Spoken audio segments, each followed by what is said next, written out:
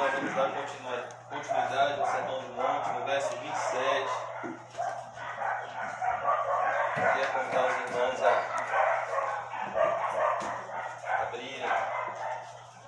Obrigado. Amém.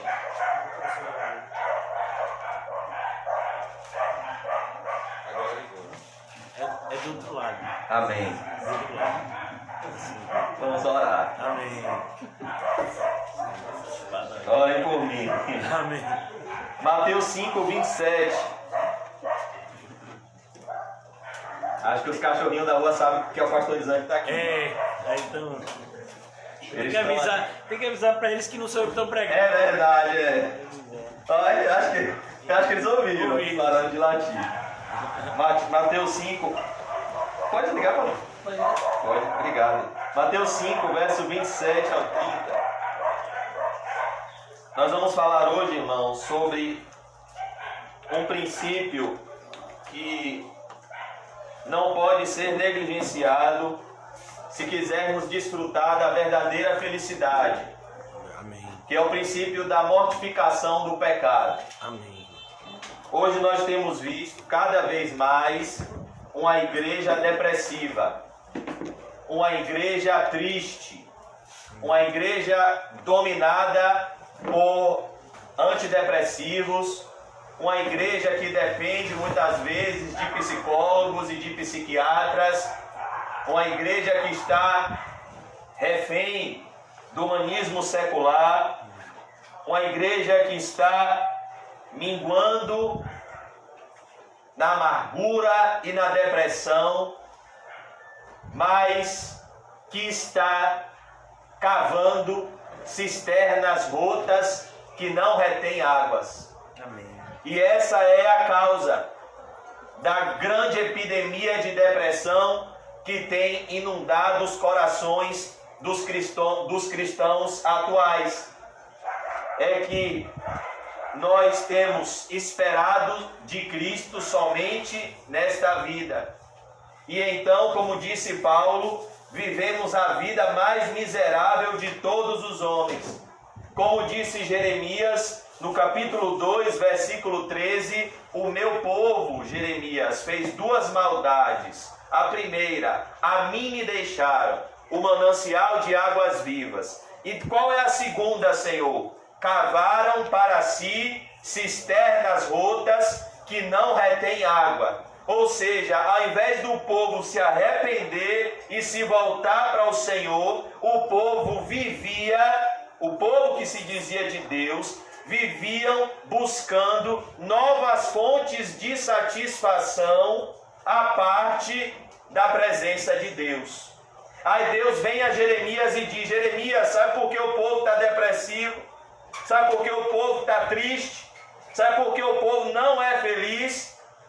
Porque ele está negligenciando a santificação. Pois o povo de Deus é um povo santo.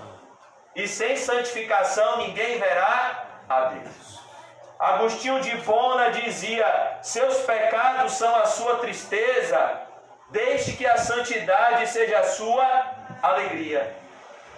Então nós vemos que cada vez mais, irmãos, nós temos visto que os cristãos atuais têm vivido um cristianismo superficial demais, e eu me incluo. O Sermão do Monte tem um propósito de justamente subir o padrão do nosso cristianismo. Pois ele vai dizer aqui no verso 20: porque vos digo que se a vossa justiça não exceder em muito a dos escribas e fariseus, jamais entrareis no reino dos céus. E nós temos a forte tendência de olharmos para o lado e de não olharmos para cima, de julgarmos a nossa justiça pela injustiça dos outros. Então, peraí, eu não sou como aquela flor de lis, eu não sou como o marido daquela flor de lis, então também eu vou morar no céu. Sim, mas o parâmetro de cristianismo não é flor de lis. O parâmetro de cristianismo não são os falsos cristãos. O parâmetro de pastor não é Valdomiro Soares, não é Valdomiro Santiago, R.R. Soares, Edir Macedo, não. A gente não tem nada do que se comparar com essas pessoas. A gente tem que se comparar com Cristo.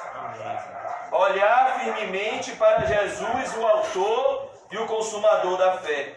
E aqui o Senhor Jesus vai mostrar, irmãos, a vida reta que os cristãos devem viver, não somente de maneira exterior, mas de maneira interior. O Senhor Jesus vai trazer a correta interpretação da lei, mostrando que a lei de Deus sempre olhou o interior do homem. E se os fariseus soubessem disso, eles não iam tratar a mulher adúltera como eles trataram. Pelo que Jesus vai dizer aqui. Ouvistes que foi dito, não adulterarás. Isso é um mandamento, amém? Amém. Porém, os fariseus interpretavam da seguinte forma: olhe, só é adúltero quem for pego em flagrante adultério, quem consumar o ato, como foi o caso lá em João 8, do 1 ao 11, da mulher adúltera. Ela foi pega em flagrante adultério. Então eles arrastaram aquela mulher, trataram ela como um lixo e trouxeram até Jesus, para que Jesus fosse o legislador daquela causa. Então Jesus, vendo a motivação daqueles homens, orgulho, justiça própria, Jesus despreza aqueles homens. Porque os próprios fariseus chegaram dizendo, com o intuito de pegar Jesus, de pôr Jesus à prova: o que diz a lei? Apedrejas. E Jesus então começa a escrever no chão. Ele despreza a soberba e a justiça própria daqueles fariseus.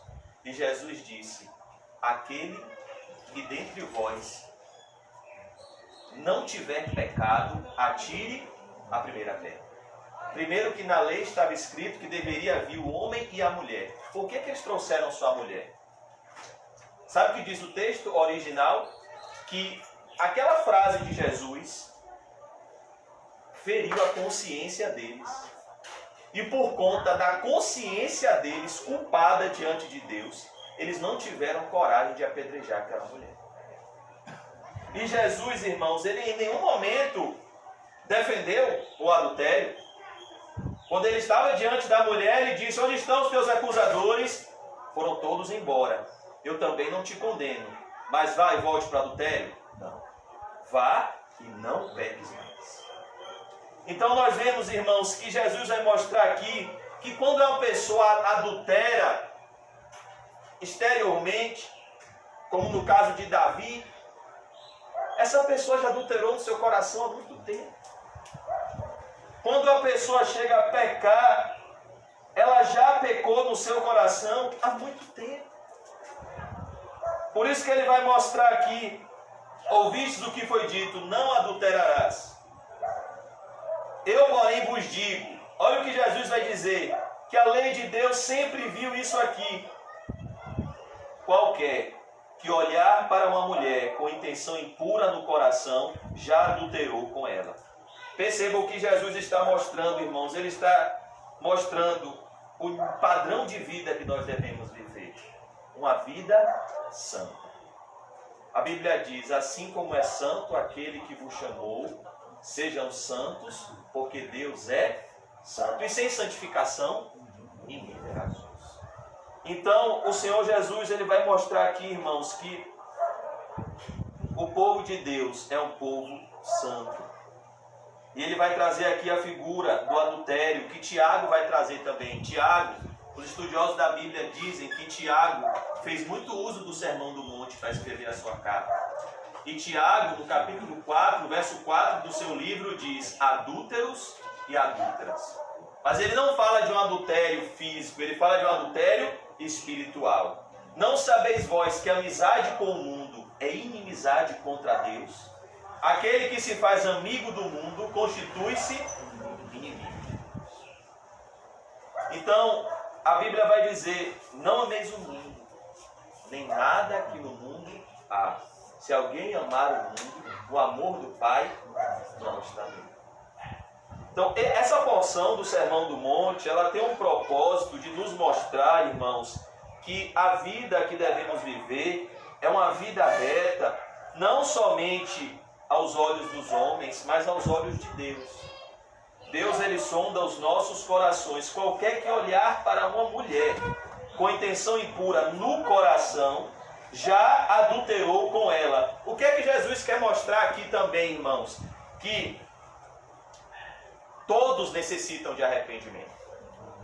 Jesus quer mostrar aqui, Jesus quer pegar a lei de Moisés e mostrar qual é o propósito da lei, trazer as pessoas até ele. E não fazer com que as pessoas, através da lei, tentem salvar a si mesmas, pois é impossível ser salvo pelas obras da lei. O único caminho de salvação é Cristo. O único mediador entre Deus e os homens é Jesus Cristo. E como ele disse, sem mim nada podeis fazer. Então o que é que Jesus quer mostrar aqui? O padrão da lei. Que todos pecaram e destituídos foram da glória de Deus. Jesus quer mostrar aqui um princípio que ele ensinou ao jovem rico quando chegou até ele e disse: bom mestre, o que farei para herdar a vida eterna? Como Jesus sabia que o jovem rico via a ele como um mestre e não como Deus, ele disse: por que me chamas bom? Bom só tem um, que é Deus. Jesus estava mostrando para aquele jovem que não existe um justo, nenhum sequer. Que todos se extraviaram e precisam retornar ao caminho da salvação. O folheto que o texto do folheto que nós fizemos da nossa congregação é um texto do pastor J.C. Wiley, que justamente fala sobre isso, sobre a necessidade universal do arrependimento e da fé em Cristo Jesus. E J.C. Wiley, nesse texto, vai dizer que muitas pessoas dizem: não, o arrependimento é só para os assassinos, para os adúlteros, para os fornicadores, para os ladrões, para aquela pessoa que você vê no jornal e você viu ela dando um testemunho que ela foi presa. Essas pessoas precisam de arrependimento. Eu não preciso de arrependimento. Os fariseus eram assim. Os fariseus não pensavam que eram adúlteros. Por quê? Porque eles não sabiam esse princípio da lei. Como foi que o fariseu orou? De si para si mesmo. Qual era o teor da oração dele? Ó Deus, graças eu te dou, porque não sou como os demais homens, roubadores, injustos e adúlteros. Será?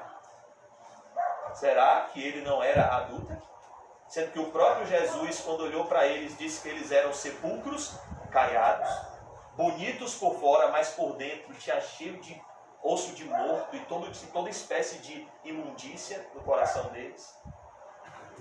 Então, eles eram sim adúlteros, mas eles não sabiam, porque o adultério deles era escondido, onde ninguém via, mas Deus via no coração. Por isso, irmãos, que Jesus vai mostrar aqui o coração da lei, para mostrar que não há um justo. Todos precisam de arrependimento. Todos precisam de arrependimento. Do mais moral ao mais imoral, todos precisam de arrependimento e de um relacionamento pessoal com Jesus Cristo. Todos precisam de regeneração. Todos precisam do novo nascimento. Todos precisam do poder do Espírito Santo operando neles santificação, operando neles regeneração. Então o que Jesus quer mostrar aqui é isso.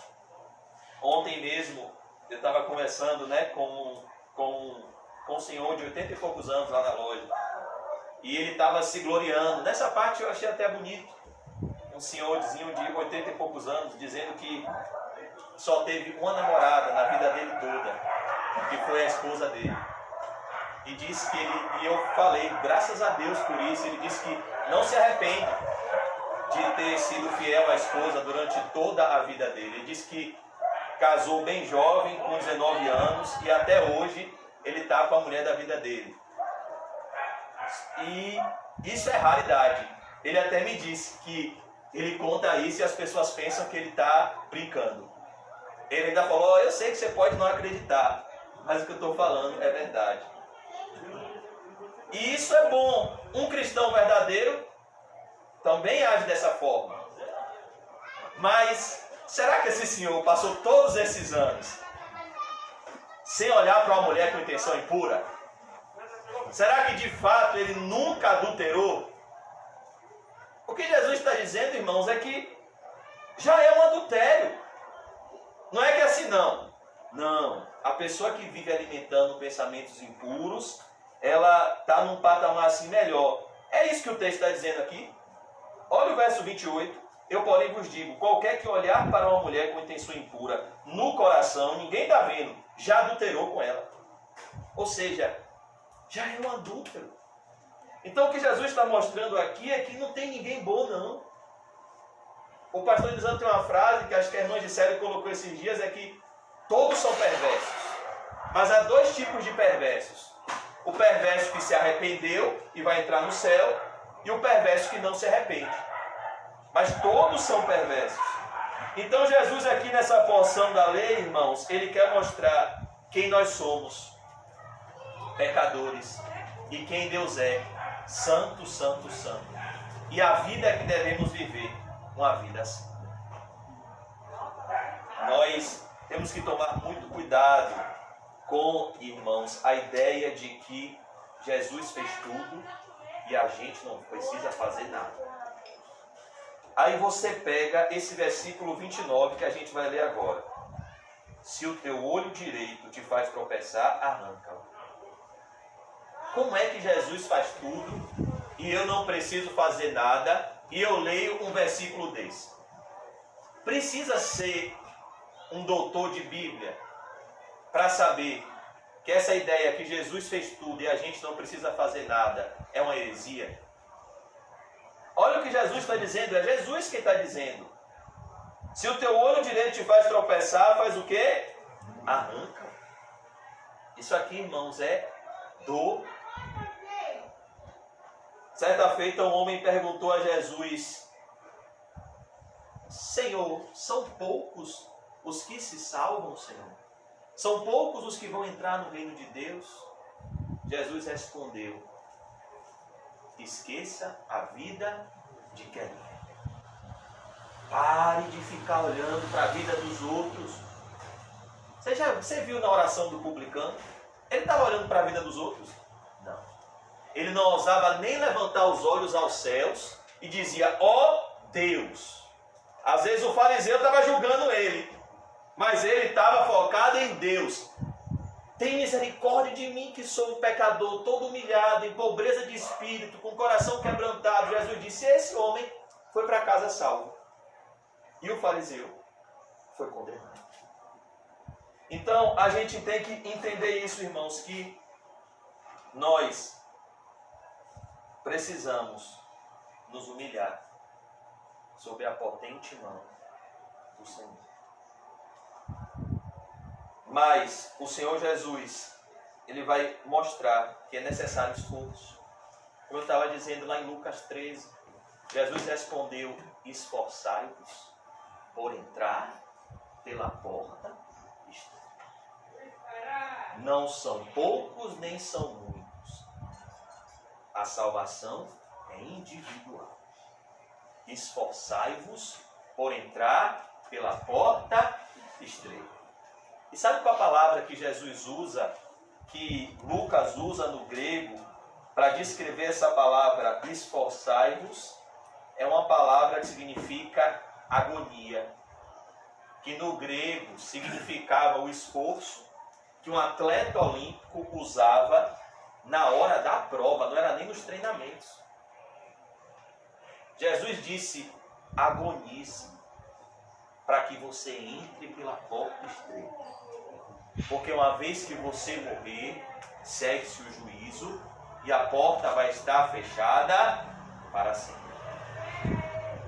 Então, irmãos, essa ideia de que Jesus fez tudo e a gente não faz nada é uma ideia totalmente contrária às Escrituras. Jesus fez tudo no sentido de que só Ele tem condições de pagar pelos nossos pecados. Nossas melhores obras são trapos imundos. Isso é verdade, ele que fez tudo. Só o sangue dele purifica pecados. Porém, nós precisamos negar a nós mesmos, tomar a nossa cruz e seguir a Jesus.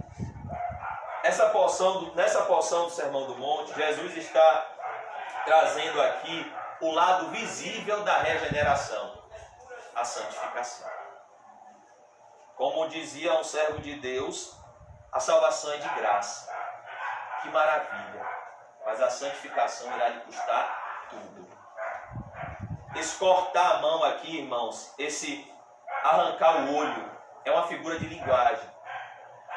Jesus está dizendo aqui que tem emprego que não vai poder ficar se a gente quiser segui-lo fielmente. Tem relacionamentos interpessoais que não vai poder ficar se a gente quiser segui-lo fielmente. Tem amizades que não poderão ser mantidas se a gente quiser segui-lo fielmente. Tem lugares que não poderão ser frequentados se a gente quiser segui-lo fielmente. Tem coisas que a gente não pode ver se a gente quiser segui-lo fielmente. Se o teu olho direito te faz tropeçar, faz o quê? Arranca. E lança-o de ti. O que Jesus está falando é, olha, você ora, Senhor, não me deixeis cair em tentação. Mas você toma atitudes contrárias a essa oração. Por exemplo, você está orando, Senhor, não me deixe cair em tentação. Aí você está no seu trabalho, você está na rua e você senta para conversar com dois ímpios. E aí? Qual vai ser o teor da conversa? Você orou, não me deixeis cair em tentação. Mas aí você foi lá e sentou para conversar com dois ímpios, achando que não vai sair impiedade. Aí o que é que a Bíblia diz?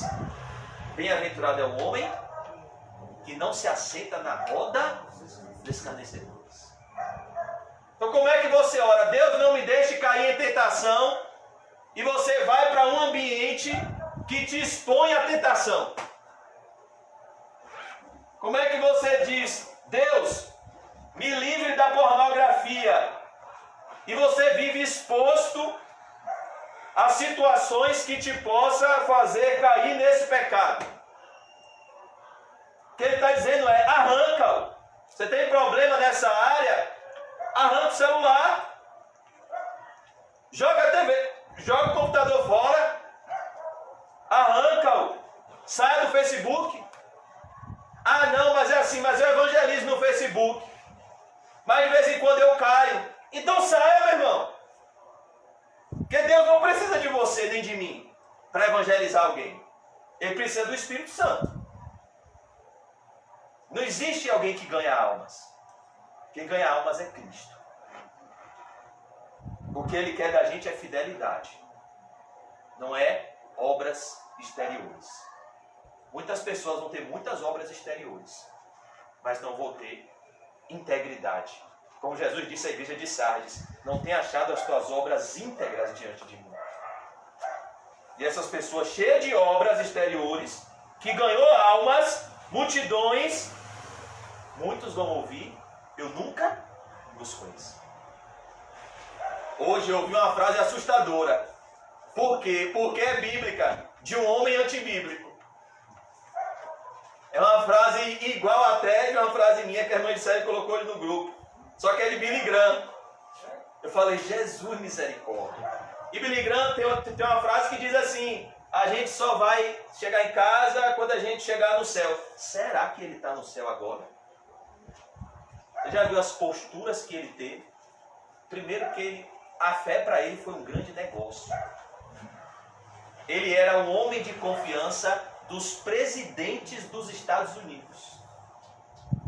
Você acha que esse homem tinha pouca influência? Como você acha que ele chegou a ter toda essa influência? Abrindo mão da integridade, com o propósito de ganhar multidões para Cristo. Então Deus não requer da gente, irmãos, obras exteriores. Deus requer da gente um coração quebrantado e íntegro na sua presença. Provavelmente, o que é que esse homem ouviu? Aparte-se de mim, eu nunca vos conheci. Você que pratica a iniquidade. Não, Senhor, eu preguei em estádios. Eu evangelizei Bill Clinton. Senhor, você precisa ver o funeral dele. Quantas pessoas, Senhor, eu fui usado para trazer o evangelho. E o Senhor diz, eu nunca te conheci. Então o que o Senhor Jesus está falando aqui é, não importa. Deus não vai passar a mão na cabeça dos nossos pecados. Se uma situação está te levando a tropeçar, eu vou repetir mais uma vez, arranque. Se conversar com uma determinada pessoa te faz tropeçar, fuja dela. Do diabo a Bíblia manda, sujeitai-vos a Deus, resistir ao diabo, ele fugirá de vós. Das paixões a Bíblia diz, foge. Fuja de situações que te levem ao pecado. Porque se você pecar, eu te digo isso por experiência própria, a depressão vai vir. E a depressão só vai passar quando a presença de Deus voltar. O problema do pecado, irmãos, é que ele retira de nós o maior bem, que é a presença de Deus. Então não compensa pecar de maneira nenhuma.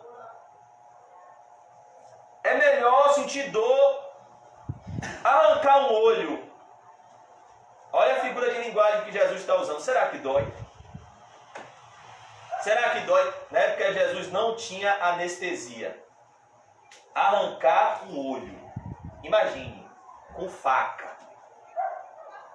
Como Sansão, que furaram os olhos de Sansão.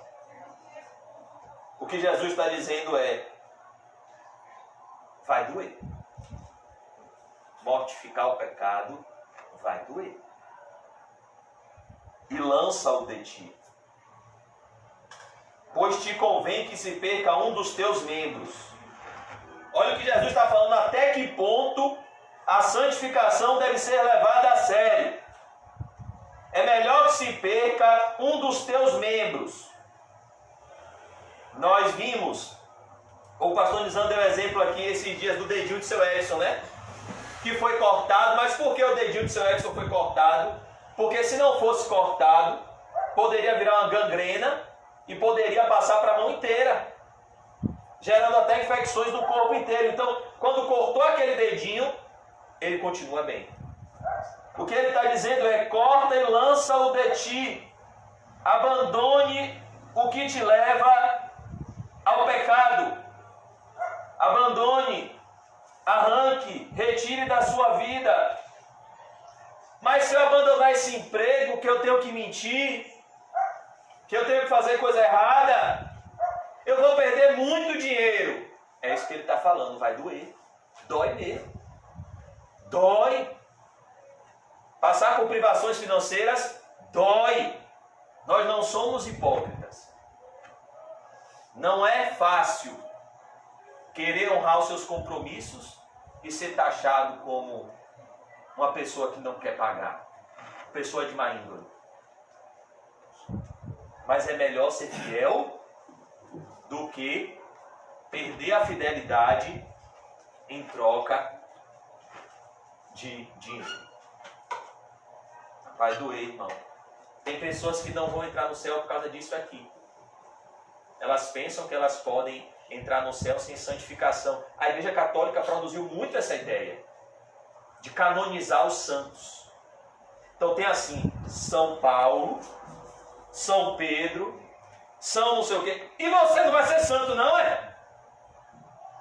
Você não tem que viver como Paulo, não é? Agora, Santa Dulce dos pobres, e você? Não, eu não. Os santos são só os santos que o Vaticano canoniza. Mas vocês nunca leram que sem santificação ninguém verá Deus?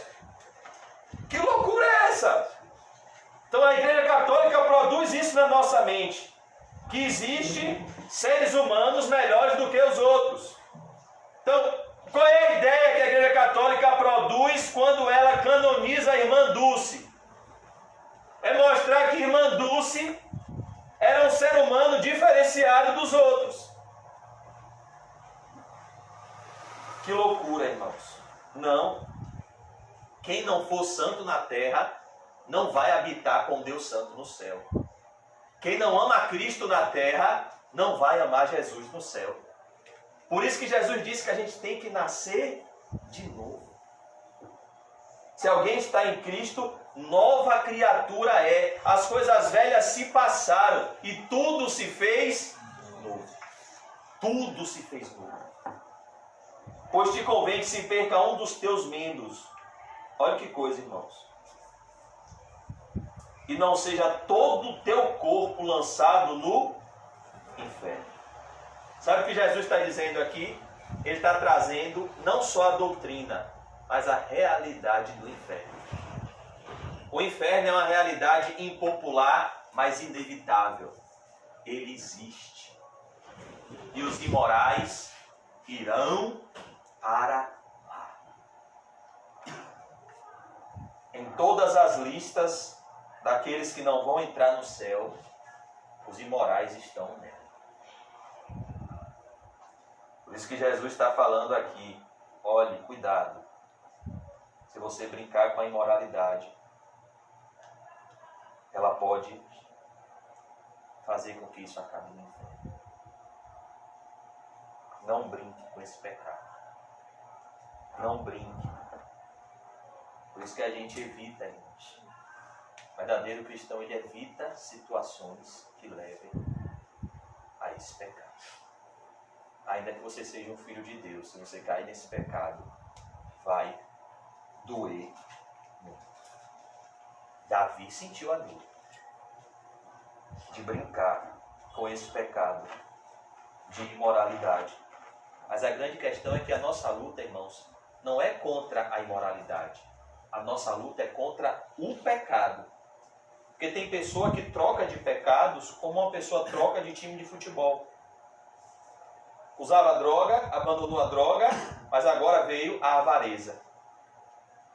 Era avarento, se tornou generoso, mas agora se tornou promíscuo, imoral. Não.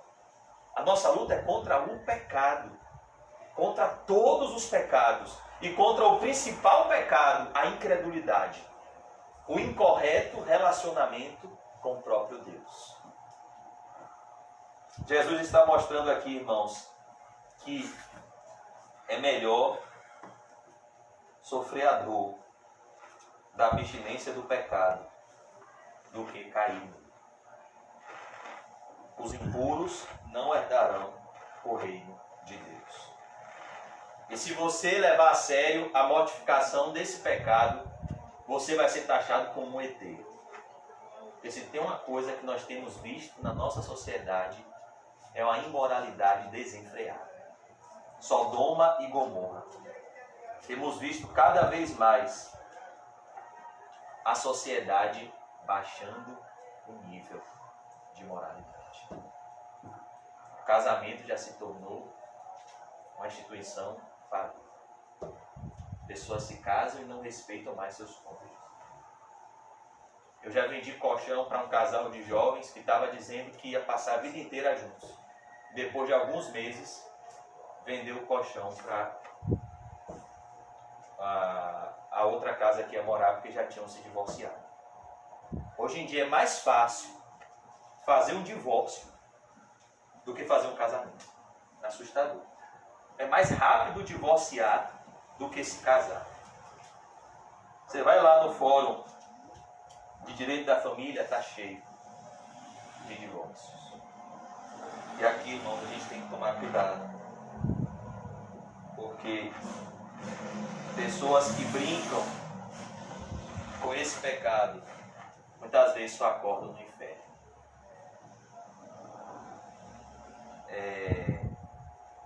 Não sei se os irmãos já leram Provérbios 7, que fala sobre a mulher adúltera. Ou, para as mulheres, o homem adúltero. O homem promíscuo. Isso vale tanto para homem quanto para mulher. Tem tantas mulheres diabólicas como tem homens diabólicos também. E a Bíblia vai dizer que essa cilada termina na morte. Eclesiastes 7:26 vai dizer que existe uma coisa que é mais amarga do que a morte. O que é? A mulher ímpia. Ou o homem ímpio. Mas sabe quem é atraído a ela ou atraído a ele? Aquele que não é reto diante de Deus. Vamos abrir lá em Eclesiastes 7:26.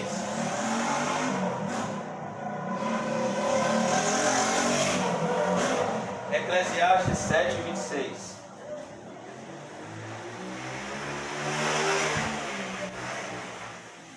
Eclesiastes 7:26.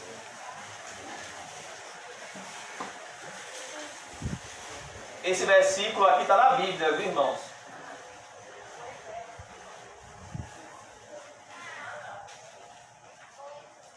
Achei coisa mais amarga do que a morte. Vocês estão lendo isso, irmãos? Eclesiastes 7:26.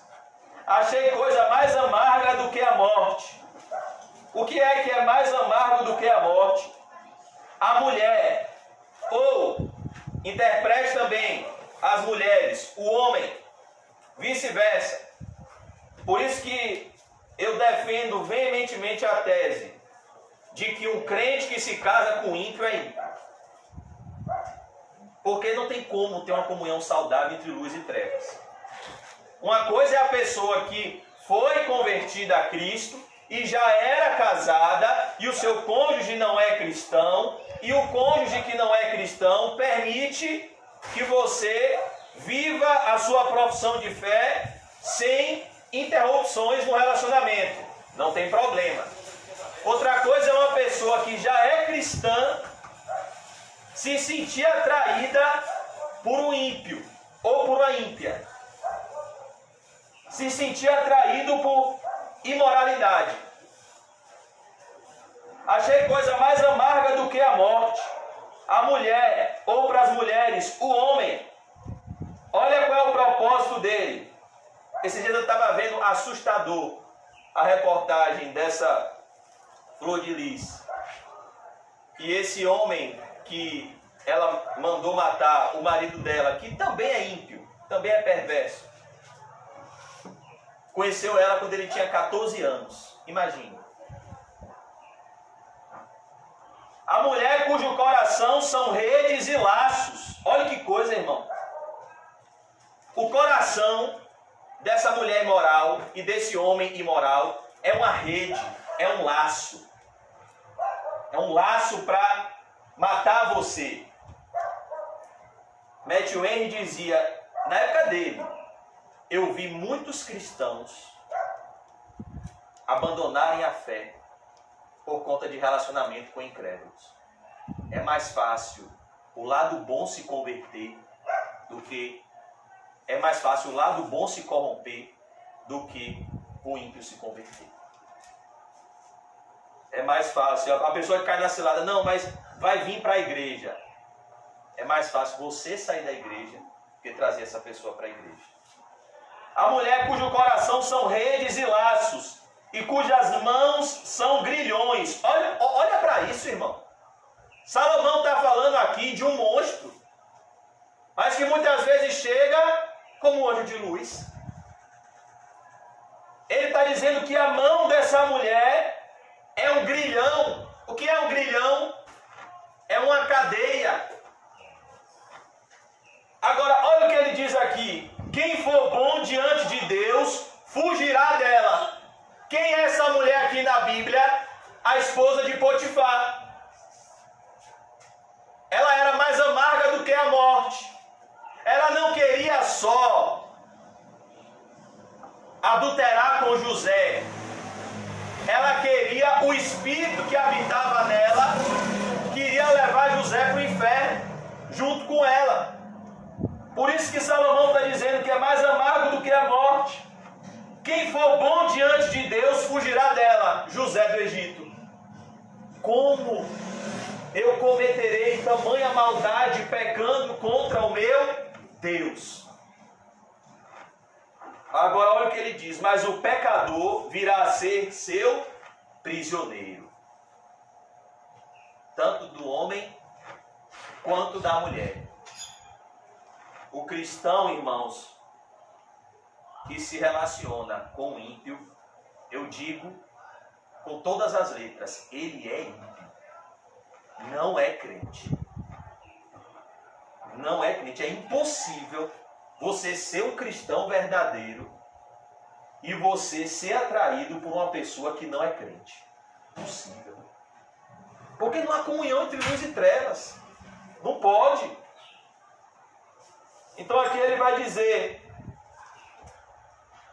e não seja todo o teu corpo lançado no inferno. Olha que coisa, irmãos. Como nós devemos levar a sério a mortificação do pecado. Ou nós achamos e matamos os nossos pecados, ou ele vai nos achar no dia do juízo. E se a tua mão direita te faz tropeçar, corta e lança-a de ti. Olha o que Jesus está dizendo, irmãos. É melhor sofrer do que pecar. Não só esse pecado. Aqui Jesus está falando de um tipo específico de pecado. Mas a nossa luta é contra todos os pecados. Pois te convém que se perca um dos teus membros e não vá todo o teu corpo para o inferno. Olhe para isso, irmãos. O que Jesus está falando é: se você não matar a imoralidade na sua vida, a imoralidade vai te lançar no inferno. Só existe uma forma santa e pura de homem e mulher se relacionar: o matrimônio. Amém. A Igreja Católica também chegou a trazer outra heresia, que Paulo já dizia que era uma doutrina de demônios, em 1 Timóteo 4,3, que é a heresia da proibição do casamento. Que o sacerdote ele não pode se casar. E que a Igreja Católica chegou a dizer que o relacionamento entre homem e mulher é pecado. Então como foi que eu vim ao mundo? Quer dizer que foi pecado meu pai ter se casado com minha mãe? Não foi. Então a Bíblia diz em Hebreus 13:4: venerado seja entre todos o leito sem mácula. A relação entre homem e mulher não é pecado. Agora, fora do casamento, é pecado sim. Quanto aos impuros e aos adúlteros, Deus o julgará. Ô irmãos, tantas pessoas eu já vi sair da igreja por causa disso. Tantas pessoas, quase todas as pessoas, parece que é um trauma na minha vida. Que eu evangelizo, ou que eu batizo, sai da igreja por causa de um diabo de um homem, de um diabo de uma mulher. Ah, eu não vou ser feliz. Esses dias uma pessoa que eu batizei, eu acompanho, né, o status lá, e a pessoa já botou, não sei o que, de solteiro, não posso viver solteiro. Eu já vi, rapaz. Por isso que está vindo tão pouco para o culto. Tá se desviando de Deus. O diabo já enredou. É assustador, irmãos. É assustador como a maioria das pessoas caem nesse pecado. Olhe, vou contar um testemunho para os irmãos. Como nós temos que orar pelas crianças da nossa igreja. Porque os jovens são diabólicos. Me lembro, irmãos, que quando eu estudava, e olhe que eu estudei, na minha época, nas melhores escolas de Salvador. E se você não fosse promíscuo, você era rejeitado no meio dos meus coleguinhas. E olhe que eu andava com... Era uma escola que tinha pessoas da alta sociedade. Mas era uma promiscuidade, irmãos. Um negócio diabólico. Hoje em dia, tanto para o lado masculino, quanto para o lado feminino. E se você é pai, você tem que ir na escola do seu filho. Está andando com quem? Esse coleguinha, qual é o comportamento dele? Ele é imoral? Nem fale com ele. nem fale com ele. Porque se você for apresentado a esse pecado, pode ser que você nunca mais volte. Isso é muito sério, irmãos. Esse pecado é muito grave. Nós temos que orar muito para que Satanás não corrompa as crianças da igreja com más companhias, que pervertem os bons costumes. Pois te convém que se perca um dos teus membros e não vá todo o teu corpo para o inferno. É isso que Jesus está dizendo aqui. O problema da imoralidade é que ela leva para o inferno. Não é que só que a imoralidade sexual ela prejudica a família, porque o contexto que Jesus está dizendo aqui é esse, que os casamentos são destruídos por conta do pecado. E ele destrói. Não é só que a imoralidade sexual destrói a sociedade, ela destrói. Mas o problema da imoralidade é que ela desonra a Deus. E a Bíblia diz: vocês foram comprados por alto preço. Glorificai a Deus com os vossos corpos. Seus corpos não pertencem a vocês. Seus corpos pertencem a Jesus Cristo. E vocês devem glorificar a Deus com o corpo de vocês. Por isso que vocês devem combater o pecado aqui, ó. A gente não pode ficar alimentando pensamentos impuros. Mas, irmão José, como é que eu vou mortificar o pecado? Me diga aí. Como é que eu vou viver uma vida de pureza nessa área? Eu estou como você. Eu não sou casado e eu estou na igreja. E aí? Como é que eu faço? Vamos abrir em Romanos 8,13. Romanos 8,13.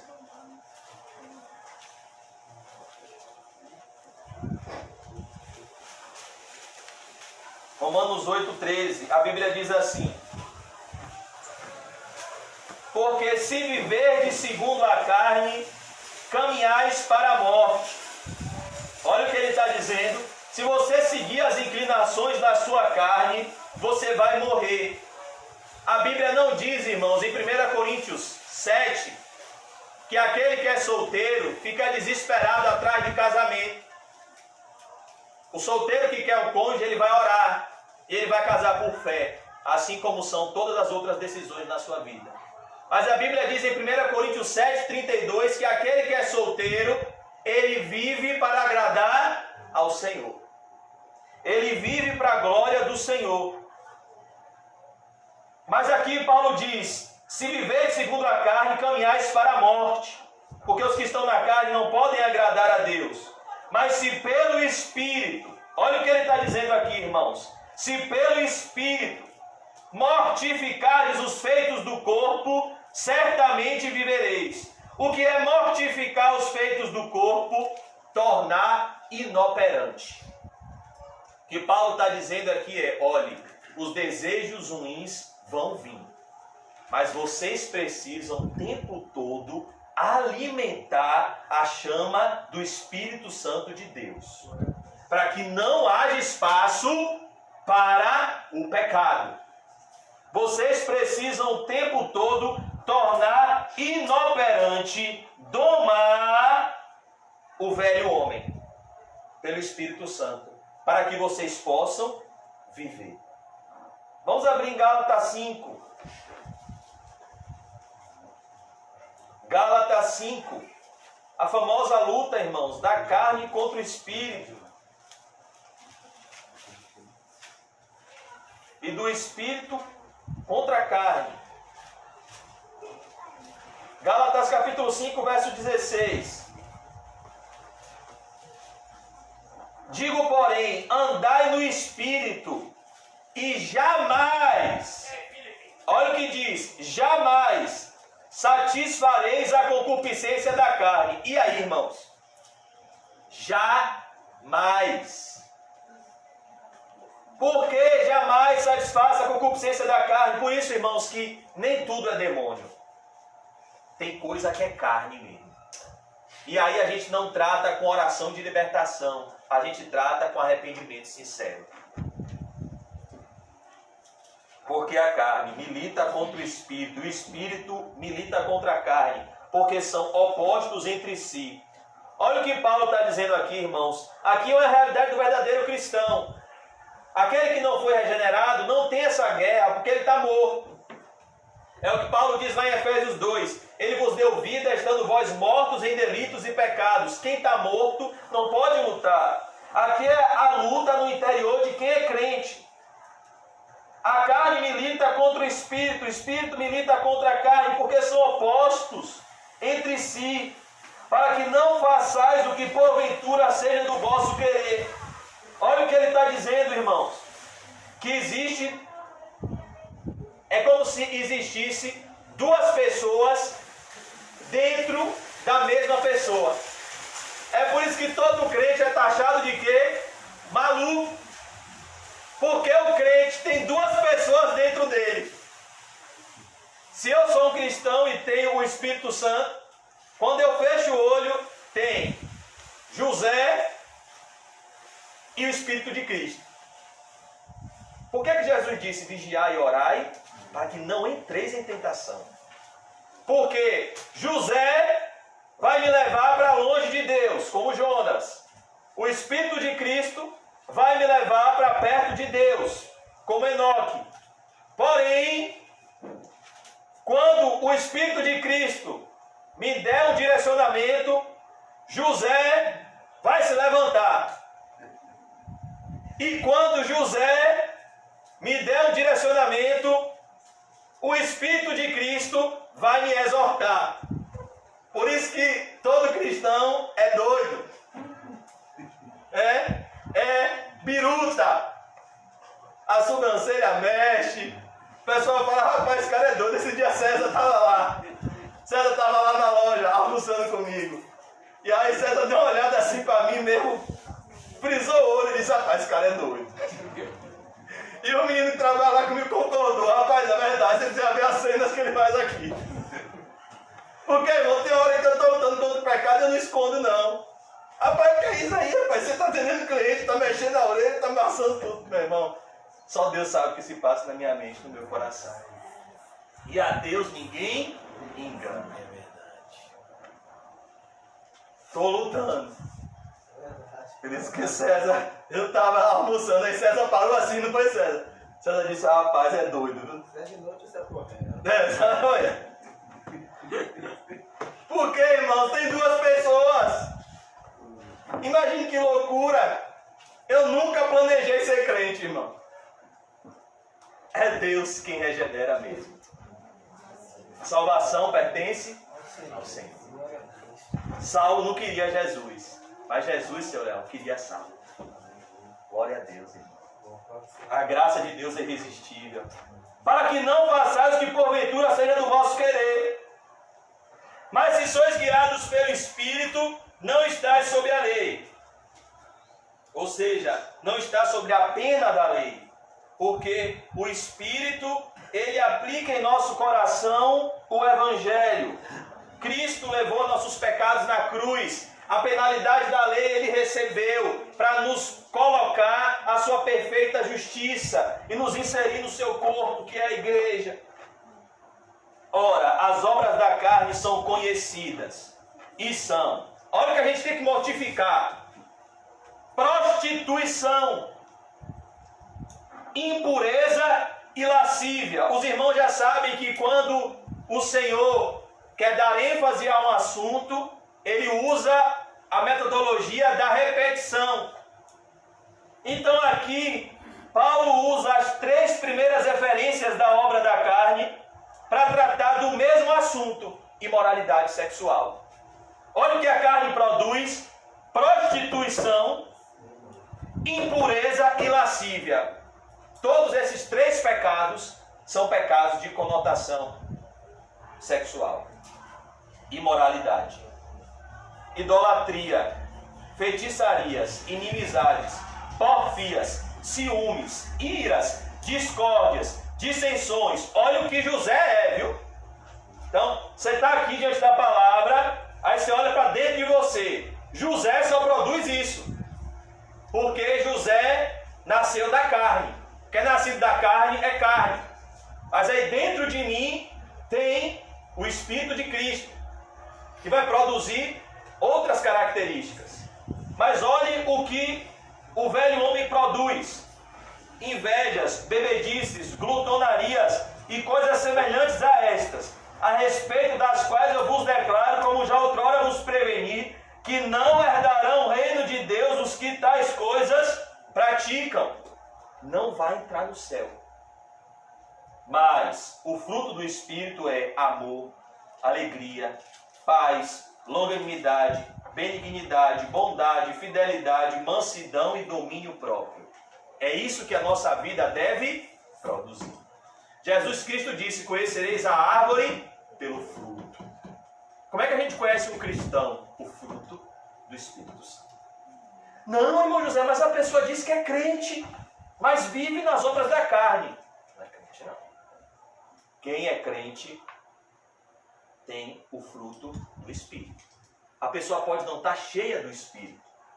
Então, uma coisa é ter o Espírito Santo, outra coisa é estar cheio do Espírito Santo.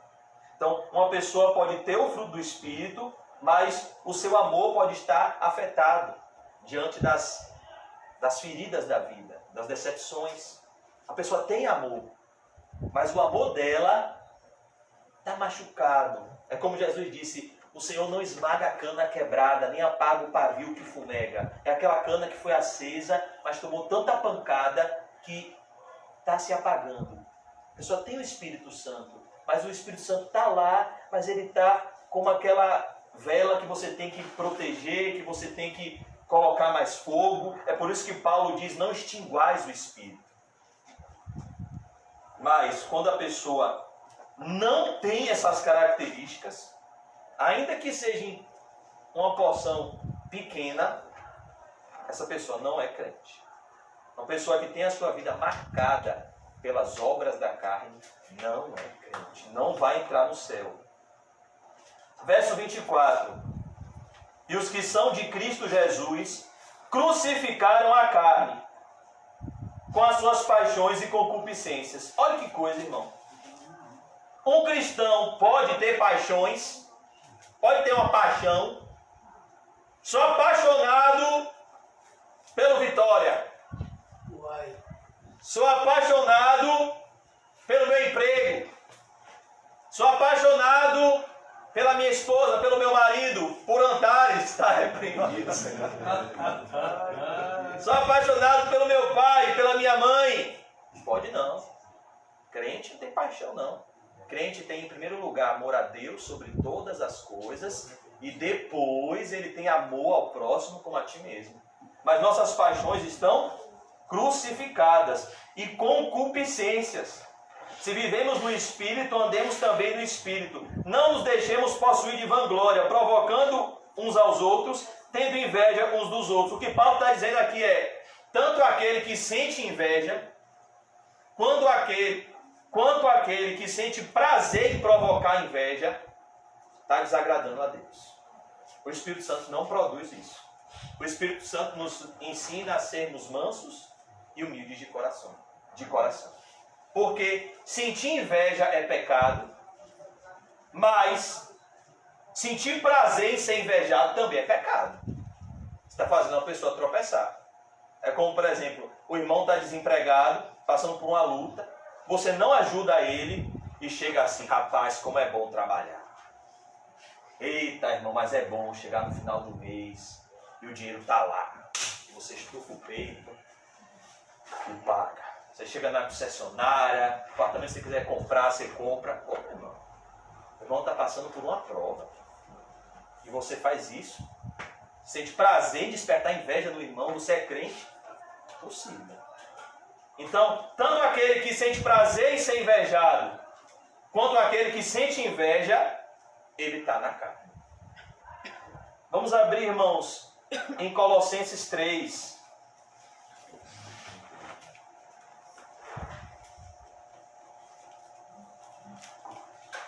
Portanto, Colossenses 3:1, se fostes ressuscitados juntamente com Cristo, buscai as coisas lá do alto. Olha porque a gente não é feliz como deveria. A gente não vive esse versículo. A gente vai acordar amanhã e vai ser muito difícil a gente viver esse versículo. Estou falando de viver, não é de ler, é viver. Buscai as coisas lá do alto, onde Cristo vive, assentado à direita de Deus. Se nós somos ressuscitados, o que é ser ressuscitado? Chamado da morte para a vida. Se Deus nos deu vida espiritual ao lado do nosso Senhor Jesus, nós buscamos as coisas lá do alto, onde Cristo vive, assentado à direita de Deus. Pensai nas coisas lá do alto. Olha aqui o remédio para não ficar pensando, cobiçando, para não ficar quebrando a lei. Pensai nas coisas lá do alto, não nas que são aqui da terra. Encha a sua mente com atividades santas. Ocupe sua mente com coisas santas. De que maneira poderá o jovem manter pura a sua conduta, observando de acordo a sua palavra? Como é que a gente vai vencer os pensamentos impuros? Tendo pensamentos santos, nas coisas lá do alto. Como nosso irmão Richard Baxter nos ensinou, quando estava com uma doença grave, ele separava 30 minutos do início do seu dia para pensar no céu. E ele disse, pensar no céu fortalece a nossa fé. Eu acho que quem disse isso foi John Owen. Todo verdadeiro cristão, ele pensa no céu. Porque a Bíblia diz, me diga onde está o teu tesouro, eu te direi onde está o teu coração. Para você ajuntar tesouro no céu, sua mente tem que estar lá. Tem gente que pensa que o crente é bobo. Não é bobo não. O crente está fazendo investimento no lugar certo. No reino de Deus. Moisés, você é um bobo. Você podia ser filho da filha de Faraó. E você vai abandonar tudo. Mas Moisés disse, eu estou fazendo um alto investimento. A Bíblia diz que Moisés contemplava o galardão, vendo o invisível. Ele sabia o que esperava ele no céu. Então, como é que a gente vence, irmãos, as tentações da terra, pensando no céu? Sabe, irmãos, nas dores, nos sofrimentos, pense no céu. Porque não há dor na terra que o céu não possa curar. A Bíblia não diz que ele vai enxugar dos nossos olhos toda a lágrima. Pense no céu, pensai nas coisas lá do alto. Pense no céu, irmãos. Ainda nos momentos mais difíceis, o apóstolo Paulo falou aos cristãos da igreja de Tessalônica que estavam tristes porque irmãos amados da igreja tinham falecido. E a morte acontece para o justo e para o ímpio. E Paulo diz, olha, nós não somos como aqueles que não têm esperança acerca daqueles que dormem. Aquele que morreu em Cristo vai ser ressuscitado com Cristo. É como o fiel que foi na frente, igual Elias e Eliseu. Você acha que Eliseu ficou triste porque Elias partiu? Não. Eliseu foi ansioso para encontrar com Elias em casa no céu. Então aqui ele diz, pense nas coisas lá do alto. Pense no reino de Deus. No céu não tem conta para pagar. Oh, Deus. Não tem humilhação para passar. Aleluia. Não tem fatura de cartão. Oh, Senhor. Não tem coronavírus. Não tem máscara. Lá não tem falsidade. Eu creio. No céu não tem pecado. No céu não tem doença. Amém. No céu não tem dor. Amém. No céu não tem luto. No céu não tem cabelo branco, porque a morte não mais existirá. No céu não tem funerária, porque o povo diabólico é pessoal de funerária, viu? No céu não tem cemitério para nenhum perder emprego. Eita Jesus!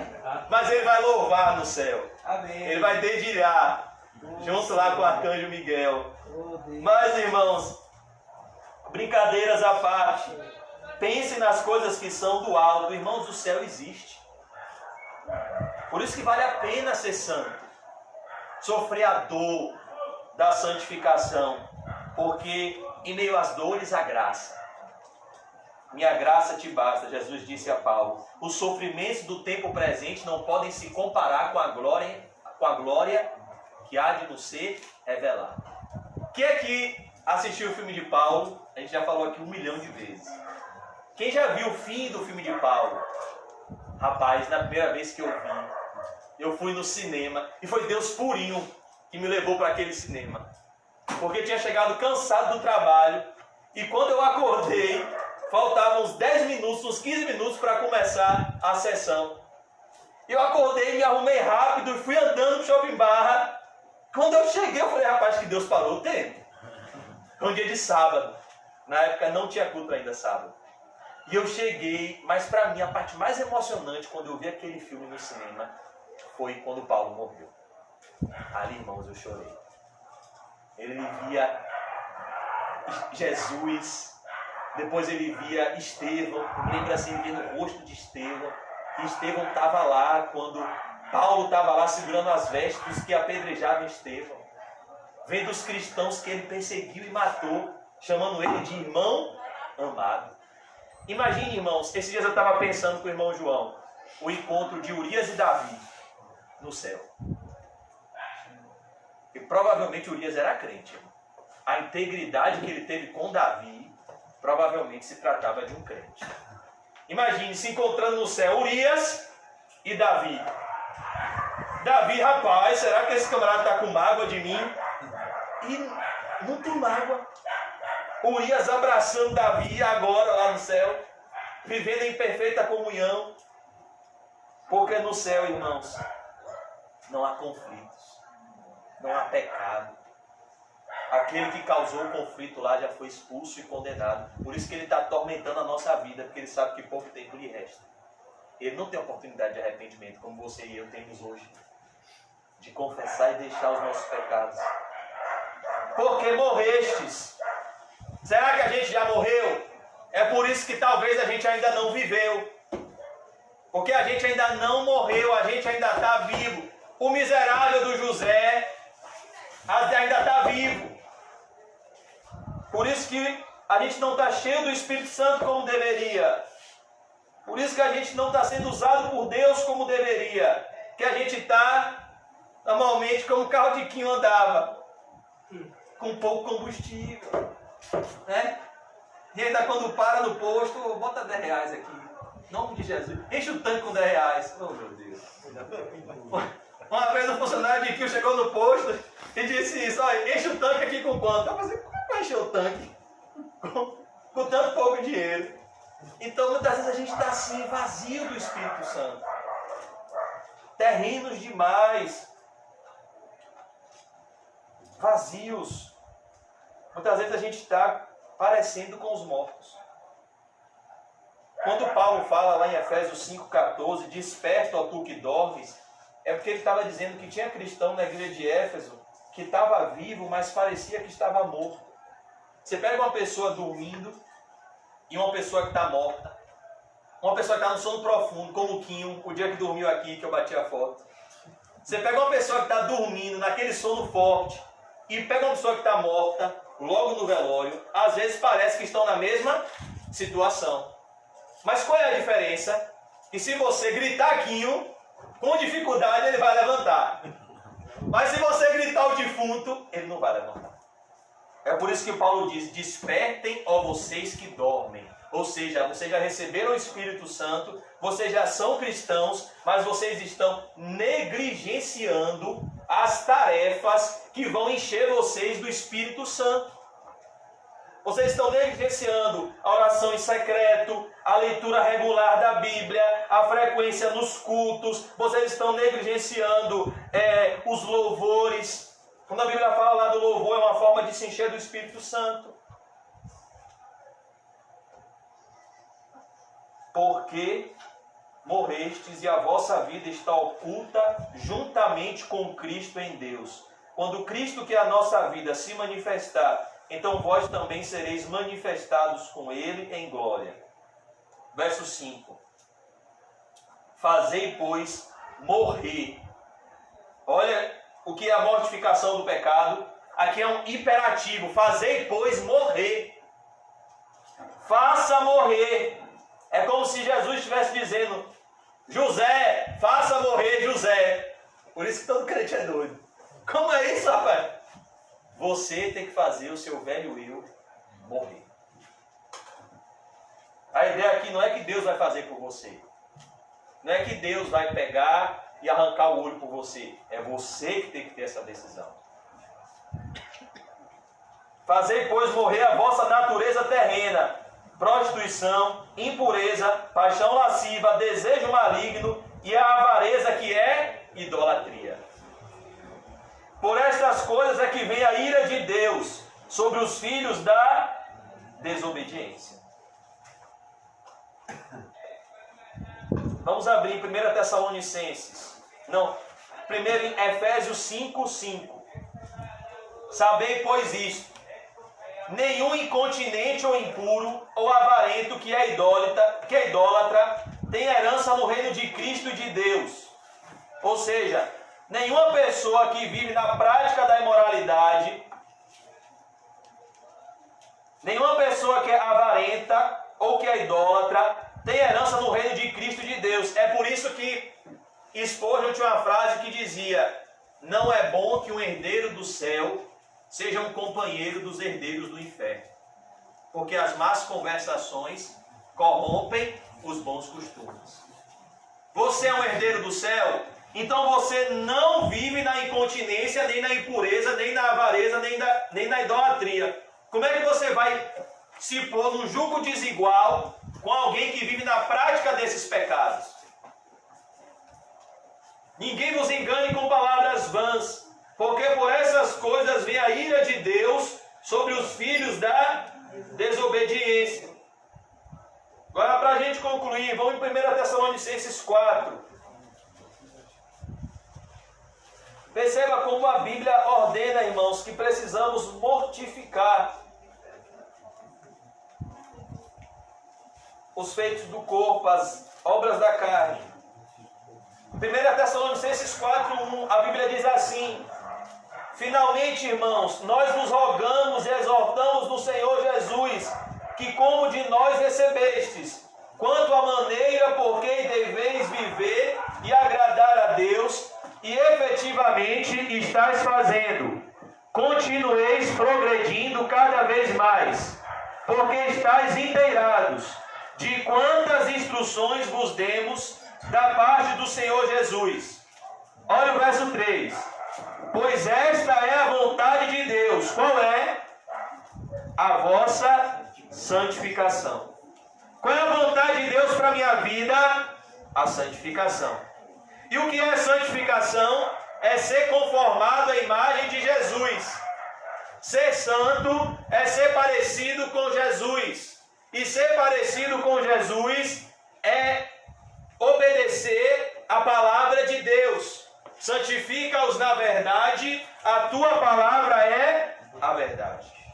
Então, o que é ser santo? Ser dominado pela palavra de Deus. É como John Bunyan, que dizia que se cortassem ele, saíam os versículos bíblicos. Ser dominado pela palavra. Muitas pessoas dominam a palavra, mas não são dominados por ela. Conhecem a Bíblia, mas não a põem em prática. Que vos abstenhais da prostituição. Que cada um de vós saiba possuir o próprio corpo em santificação e honra. Olha que coisa, irmãos. O nosso corpo, que foi comprado por Cristo na cruz, ele deve ser santo e honroso. Deve ser honroso em santificação e honra. A quem? A Deus. Meu corpo não pode ser usado como instrumento de sedução. Deve ser usado como instrumento da glória de Deus. Jesus disse: vocês são a luz do mundo. Vocês são sal da terra. Não com desejo de lascívia, como gentios que não conhecem a Deus. O que Paulo está dizendo aqui é: Quem vive dominado por desejos sensuais são aqueles que nunca conheceram a Deus. Porque Deus nos dá domínio próprio. Essa é uma das características do fruto do Espírito que eu acho mais bonitas. A capacidade de você, pelo poder do Espírito, dominar a si mesmo. E se não for espinho na carne, você se soberbece. Você mandar nos seus desejos, pelo poder de Deus. Deus operando em você o querer e o efetuar, porque o ímpio, embora ele domine os outros, ele é escravo das suas próprias paixões. O crente não, ele pode ser dominado pelos outros, mas ele domina a si mesmo, ele tem domínio próprio. Que nesta matéria ninguém ofenda nem defraude a seu irmão. Olha que coisa, irmãos. Ninguém ofenda nem defraude ao seu irmão. Por que, irmãos, que Paulo, em 1 Coríntios 5, versículo 1, entregou um homem da igreja a Satanás? Porque ele estava defraudando e ofendendo os irmãos da igreja, vivendo em imoralidade aberta, e os irmãos da igreja não faziam nada. Paulo disse: vocês não sabem que um pouco de fermento leveda toda a massa? Eu entrego esse homem a Satanás, que ele seja expulso da comunhão dos santos, para que o seu corpo sofra e a sua alma seja salva no dia do Senhor. É como uma pessoa que uma vez chegou para o pastor Nizam, acho que no 3º casamento, e disse: pastor Nizam, você faz meu casamento? Como é que eu vou fazer um casamento que Deus não aprova? Não tem como. Talvez semana que vem a gente vai falar sobre o casamento. Jesus vai falar que tem relacionamentos que não pode nem começar. Jesus disse que aquele que casa com a repudiada também está cometendo adultério. Está lá, a gente vai ler semana que vem. A não ser em caso de relações sexuais ilícitas, todo divórcio é ilegítimo aos olhos de Deus. Só há uma cláusula. E mesmo assim, o direcionamento de Deus é o perdão e a reconciliação. Porque o próprio Jesus Cristo disse: pela dureza do vosso coração, Moisés deu uma concessão na lei. Mas o plano de Deus desde o princípio não é esse. Então nós temos que tomar cuidado, irmãos. Paulo disse que esse homem seja entregue a Satanás. Por quê? Porque o dano que ele está causando na igreja é muito grande.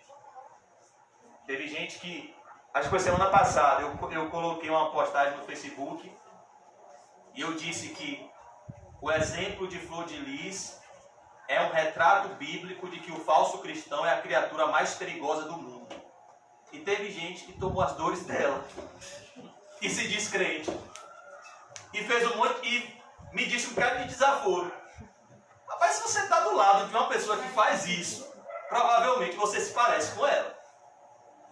Mas perceba qual é o exemplo que essa mulher está dando.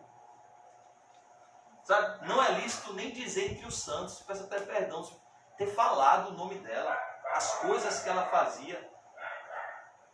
E a pessoa ainda se diz crente e crente. Você vê como está o baixo nível de cristianismo hoje. A pessoa defender uma pessoa dessa. Como baixou o nível, irmãos, dos cristãos. Como a gente está se aproximando da realidade de Apocalipse 11. 2 testemunhas. E todo mundo aposta. Essa é a marca do fim. Então, irmãos, não com desejo de lascívia, com objetivos que não conhecem a Deus, e que nesta matéria ninguém ofenda, nem defraude a seu irmão. É uma ofensa. Uma pessoa vivendo em imoralidade dentro da igreja. É uma ofensa. Por isso que tem pessoa que sai da igreja e é livramento. Porque se ficasse na igreja com o testemunho que dava, só ia espalhar. Jesus disse: quem comigo não ajuda, espalha. Tem gente que sai da igreja e a gente humanamente fica triste, às vezes chora, mas na verdade Jesus está dando um grande livramento. Porque se essa pessoa estivesse na igreja, o dano que ela ia causar seria muito maior. Por isso que João disse, saíram do nosso meio, porque o Senhor, contra todas estas coisas, como antes vos avisamos e testificamos claramente, é o vingador.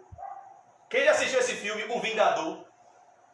Nem se compara com a vingança da ira de Deus sobre os imorais. Por isso que tem gente, irmãos, que, como eu disse, é livramento sair da igreja. É o vingador. Olha que coisa, que palavra forte, irmãos. Deus é vingador. As pessoas gostam de falar que Deus é amor, mas se esquecem de falar que Deus é fogo consumidor. Ele é vingador. Porque Deus não nos chamou para a impureza. Tem gente que, qual é o testemunho que dá? Ô irmão, tem gente que congregava com a gente, que eu vi a foto no Instagram ou no Facebook, eu disse, meu Deus, o que é isso? Fazendo um post, eu nem sei fazer, sensual, cheio de maquiagem. Às vezes a pessoa casada, parecendo que quer arranjar um varão. Disse, rapaz, que testemunho é esse que essa pessoa está dando? E se a pessoa tem coragem de botar isso no Instagram, no Facebook, imagine o coração dessa pessoa. Se a pessoa tem coragem de ir no Facebook, postar uma foto que está deixando bem claro que ela está fazendo caras e bocas para seduzir pessoas, imagine o coração dela. Imagine a companhia dela. Imagine o que sai da boca dela. Deus é vingador dela. Mas às vezes a gente é o quê? A gente é sentimental. Ô fulano. Ô meu Deus, fulano, meu Deus. Ô Jesus, fulano. A gente tem que ser misericordioso, irmãos. Mas tem pessoas que precisam de arrependimento. Não precisam de terapia, não. Não precisam de psicólogo, não. Precisam de arrependimento. Precisam de um pote de vergonha na cara. E botar a cara no pó e chorar e se arrepender. E eu também. Mas a gente vê coisas assustadoras. Você quer arranjar um varão? Vá orar. Deus é vingador. Vingador. Olha que coisa, irmãos. Vingador.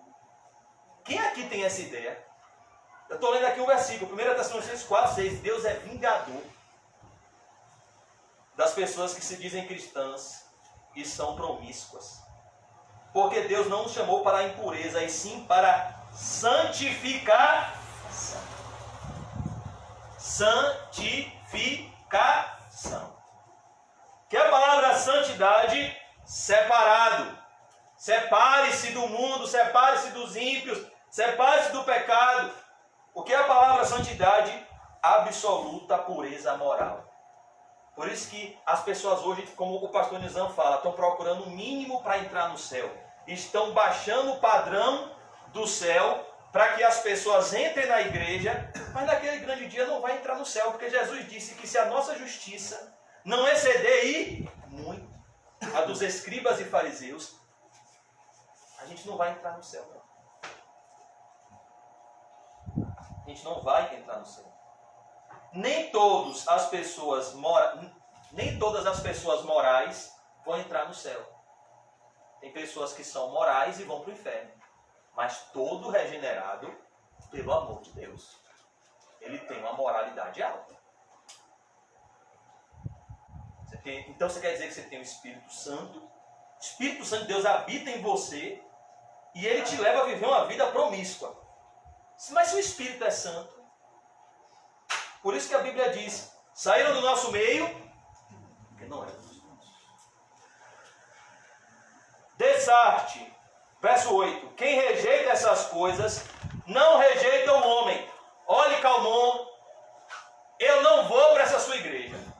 Não vou mais. Eu até errei, me batizei lá, mas eu não vou. Eu rejeito essa ideia, Calmon, que eu tenho que viver solteiro, que eu tenho que viver puro. Eu vou para o mundão, Calmon. Calmon vai fazer o quê? Vai orar. Eu estou muito bem. Eu estou bem, meu tio, sem Cristo. Estou bem. Estava nessa igreja aí, estava sufocando a carne, agora toda semana tenho uma namorada. Eu estou bem. Ele não rejeitou o homem. Essa pessoa não rejeitou Calmon. Nós oramos para que ela se arrependa. Ela rejeitou quem? Deus. Ela não rejeitou o tio dela, que foi o anjo de Deus na vida dele. Ele rejeitou Deus. Não rejeita o homem, sim a Deus, que também vos dá o seu Espírito Santo. Por isso que Jesus fala, é o teu olho, arranque. É a sua mão, corte. É o que pode estar te levando a pecar na imoralidade? Corte. Porque é melhor você não cair nesse pecado do que você acordar no inferno. Irmãos, vocês já pensaram no inferno? Eu penso direto. Já pensou o que é morrer e acordar no inferno? Jonathan Edwards, quando pregou um sermão, as pessoas tiveram a visão do inferno. E houve um grande avivamento. As pessoas tiveram uma visão do céu se abrindo e da alma delas descendo ao inferno sem Cristo. Irmãos, o inferno é assustador.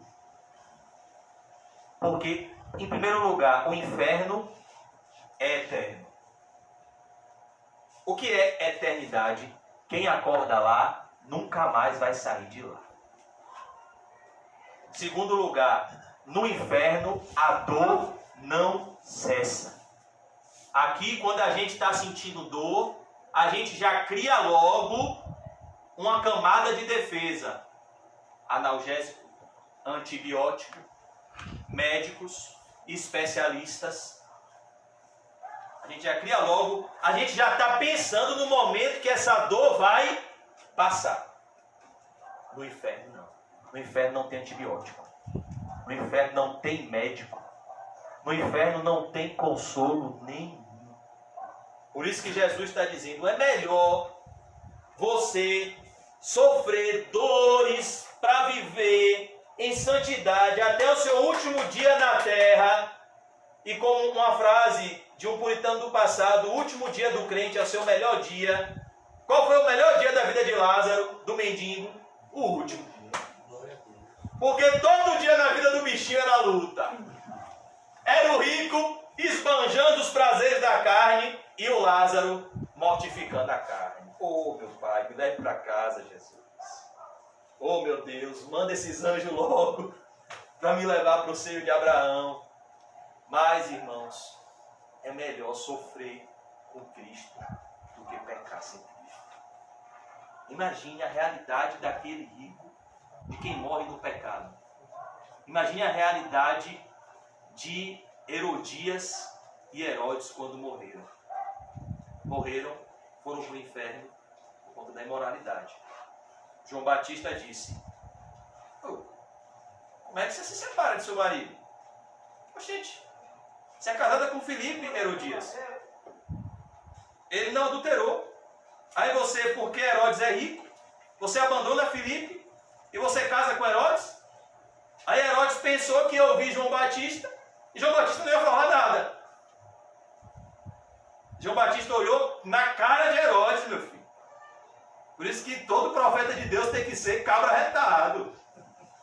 E disse, não te é lícito, você não vai me comprar.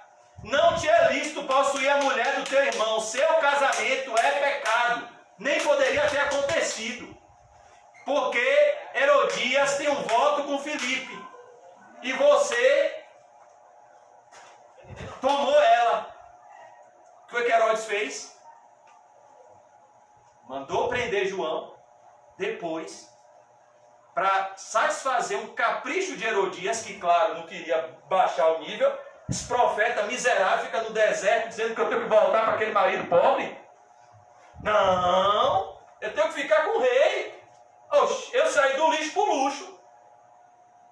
Herodias instigou a filha e disse, olha, você vai dançar quando aquele homem que é fraco de caráter estiver bêbado. Você vai seduzir ele e você vai pedir como prêmio a cabeça de João Batista. Dito isso, pede até a metade do reino e eu te darei. Ela disse: eu quero a cabeça de João Batista e numa bandeja. Herodes mandou matar e trouxe a cabeça dele numa bandeja. Mas aonde eles estão agora? No inferno. Onde há choro, onde há ranger de dentes.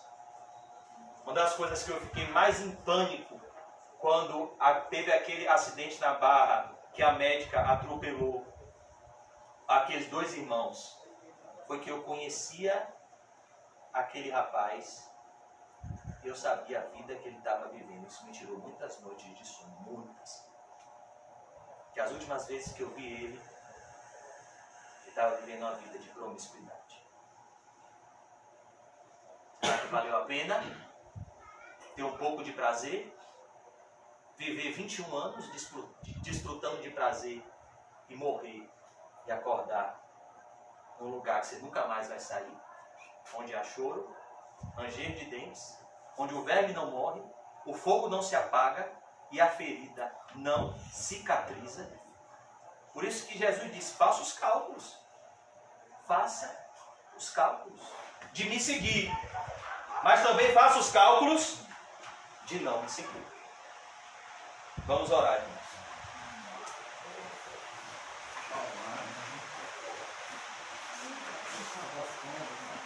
Senhor Deus, nós te pedimos, Senhor, perdão pelos nossos pecados, Senhor. Ó Deus, nós pedimos, Pai, que o Senhor nos convença nessa noite, Pai, do pecado, da justiça e do juízo, Senhor. Ó Deus, sem o Espírito Santo é impossível mortificar o pecado, Pai. Senhor Jesus, nos ajude a viver vidas santas, meu Deus. Nos ajude, Senhor, a cortar amizades que precisam ser cortadas. Nos ajude, Senhor, a nos separar de tudo que nos separa de Ti. Oh Deus, porque o céu vai compensar qualquer prejuízo que tenhamos na terra. Mas nada pode compensar o dano de perder o céu, Senhor. Tua palavra diz: de que adianta o homem ganhar o mundo inteiro e perder a sua alma? O que dará o homem, Senhor, em troca da sua alma? Ó Deus, nos ajude, Senhor, a pensar, a buscar as coisas que são do alto. Nos ajude, Senhor, a ter o nosso tesouro no céu e a perder na terra para ganhar no céu, Senhor. Ó Deus, nós precisamos ser santos, Pai, pois não há nada melhor do que estar junto a Ti. Não há nada melhor do que sentir o calor da Tua presença e a santidade da Tua companhia, Senhor. Oh Deus, nós temos inúmeros problemas que podem ser resolvidos somente com a palavra do Senhor. Por isso, Pai, nos ensine que obedecer é melhor do que sacrificar. Nos ensine, Senhor, a abrir mão daquilo que está nos afastando de Ti. Nos ajude, Senhor, a nos separar das obras da carne e nos enche do Espírito Santo. Amém. Ó Deus, afasta das nossas vidas toda pessoa que não vai trazer edificação. Afasta, Senhor, todo o joio no meio do trigo. E nos ajude, Senhor, a vivermos vidas que Te glorifiquem. Nós temos irmãos, Senhor, que precisamos socorrer. Nós temos, Senhor, entes queridos que precisamos orar. Nós temos entes queridos, pai, mãe, alguns esposa, esposo, filhos, filhas, que ainda não são cristãos. E precisamos, Senhor, combater o bom combate. Precisamos entender que nesse mundo estamos numa guerra, Senhor, e que precisamos batalhar com as armas espirituais. Mas, Senhor, também precisamos entender que sem uma vida de santidade, sem uma vida de consagração a Ti, Senhor, iremos tomar uma surra do diabo, como foi o povo de Deus quando Acã roubou os despojos de Jericó e havia anátema no meio do povo, Senhor. E o povo tomou uma surra na pequena cidade de Ai, porque havia pecado no meio do povo. Oh Deus, nos ajude, Senhor, a tirar o anátema das nossas vidas, Pai. Nos ajude, Senhor, a tirar o anátema do nosso coração, todo ídolo, Senhor, para que possamos Te servir, Pai Santo, em espírito e em verdade. Sem uma vida de santidade, Senhor, seremos como 7 judeus, filhos de Seva. Iremos contra demônios, sem a armadura de Deus, em nome do Jesus que Paulo prega. Mas o demônio, quando olhar para a nossa vida e não ver santidade, Senhor, pois ele sabe quem nós somos no mundo espiritual, assim como Deus também sabe, o demônio vai dizer: eu conheço a Jesus, eu conheço a Paulo, e vocês, quem são? Oh Deus, nos ajude a entender, Senhor, que as nossas armas são espirituais. É a nossa consagração a Ti, Senhor. A nossa arma, Senhor, é uma arma que vem do céu. É o amor, Senhor. É o amor verdadeiro. Nós não lutamos segundo os padrões humanos. Nós lutamos pelo poder do Espírito Santo. Por isso, nessa noite, que haja uma limpeza no meu ser interior. Não por força, nem por violência, mas pelo Teu Espírito, Senhor. Que essa seja a noite de purificação e arrependimento, para que possamos ter poder do Espírito Santo no mundo espiritual, Senhor. Sabemos que a autoridade vem de Ti, sabemos que o poder vem de Ti, mas também sabemos, Pai, que precisamos buscar esse poder.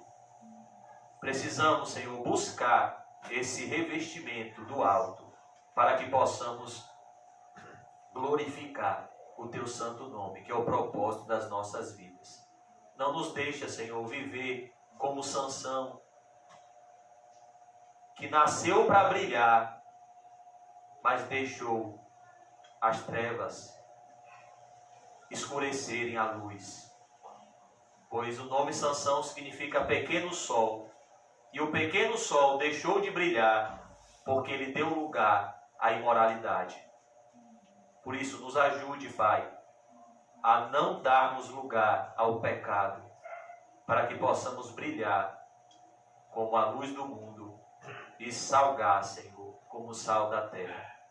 Nos ajude, Senhor, a vivermos vidas retas, não por moralismo, não por orgulho, mas por amor a Ti, Senhor. Por amor a Ti, Senhor, e só por amor a Ti, Senhor, que possamos viver uma vida que Te honre, somente por amor ao Senhor, que merece todo o nosso amor e toda a nossa confiança, que é digno de ser honrado, Senhor, pois é santo, santo, santo. E a sua misericórdia dura para sempre. Nos despede em paz, Senhor. Visita Dylan no hospital. O Senhor é o Todo-Poderoso. Ó Senhor,